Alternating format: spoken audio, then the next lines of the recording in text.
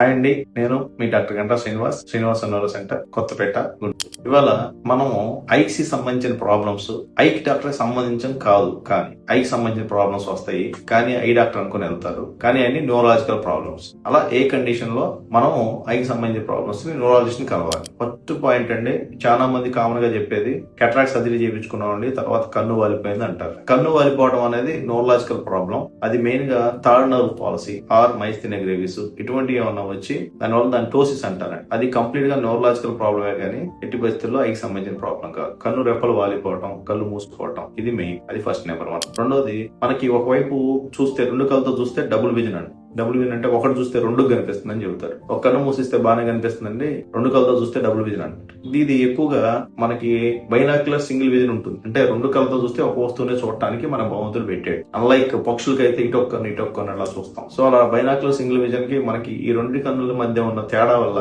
అది కూడా like microvasculitis, 6th nerve, 4th nerve, 3rd nerve effect కావడం వల్ల దాంట్లో వచ్చిన దానివల్ల బైనాక్యులర్ విజన్ పోతుంది.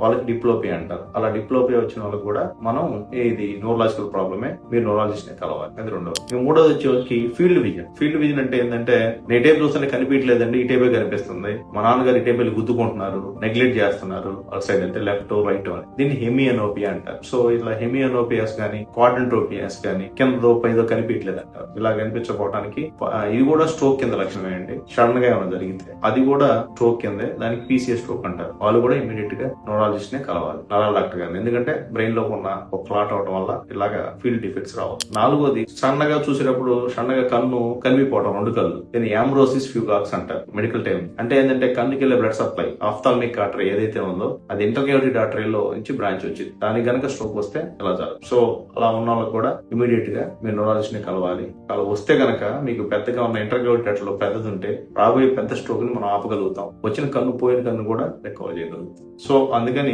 కంటికి సంబంధించిన నీళ్లు రావటం అట్లా కాకుండా, ఏదైతే కళ్ళలో పడిపోవడం గానీ, ఒకటి చూస్తే రెండు కనిపించడం గానీ, లేదా తీవ్రమైన తలనొప్పి వచ్చి కళ్ళలోంచి నీళ్లు వచ్చి దాంట్లో మళ్ళీ హెడేక్ లో కూడా ఉంటాయండి. వీళ్ళు కూడా ఏంటంటే కళ్ళలోంచి నీళ్లు వస్తా ఉంటాయి, సంట్ అనే హెడేక్ లో. చాలా మంది తెలియక గ్లకోమాను అంటే నీటి కాసులను, లేకపోతే కంటిలో ఏదైనా ప్రాబ్లం అయినా అనుకుంటారు. సో అందుకని ఫస్ట్ ఏదైతే మనకు ఇబ్బంది అవుతుందో, అందుకని ఫస్ట్ న్యూరాలజిస్ట్ కూడా కలవాల్సిన మెయిన్ కంప్లైంట్స్ కళ్ళు వాలిపోవడం గానీ, ఒక కంటిలోంచి నీరు రావడం గానీ, ఇలా హెడేక్ రావడం గానీ, లేదా టెంపోరల్ ఆర్టరైటిస్ ఓల్డ్ బాల్లో ఇక్కడ బాగా నొప్పి ఉంటాం గానీ ఈ లొకేషన్ లో, దాంతో పాటు కన్నులోంచి నీరు రావడం, కన్ను నొప్పి రావడం గానీ, లేదా నేను చెప్పినట్టు ఫీల్డ్ డిఫెక్ట్ గానీ, డబుల్ విజన్ గానీ, ఇలా రెండిట్లో ఏది ఉన్నా, లేకపోతే మీరు లెన్సెస్ వాడారు, కళ్ళు పెట్టుకున్నా గానీ కరెక్ట్ కాకపోతే, మిగిలింది నెక్స్ట్ ఆప్టిక్ న్యూరైటిస్ అంటారు. అంటే వాళ్ళకి కళ్ళు అటు ఇటు తిప్పితే ఉంటుంది, కన్ను విజన్ తగ్గింది. ఏదైనా sudden onset of vision loss కనుక ఒక ఐలో ఉంటే, ఫస్ట్ ఆఫ్థల్మాలజీ ప్రాబ్లం కనుక కాకపోతే న్యూరలాజికల్.